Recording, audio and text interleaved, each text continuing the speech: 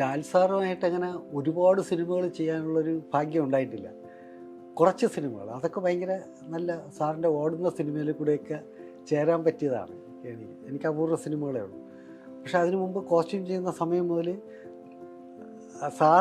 സാറുള്ള ദിവസങ്ങൾ സെറ്റിൽ ഭയങ്കര ഒരു ഉണർവാണ്, ഭയങ്കര രസമാണ്. ഒരു സാറിൻ്റെ ചെറിയ ചെറിയ നർമ്മവും എല്ലാവരോടുമുള്ള ഇടപെടലും ഒക്കെ ശരിക്കും ഒരു ഹാസ്യനടൻ കൂടെ ആയതുകൊണ്ട് എനിക്ക് ഇങ്ങനെ ഒതുങ്ങി വളരെ തന്മയത്വത്തോടെ ആ കാര്യം പറഞ്ഞാലും അതെല്ലാവർക്കും രസിക്കാനുള്ളതെന്നൊക്കെ ഒരു ഹാസ്യം ഇഷ്ടപ്പെടുന്ന ആളായതുകൊണ്ട് എനിക്കങ്ങനെ ഒരുപാട് പ്രചോദനം ഉണ്ടായിട്ടുണ്ട്.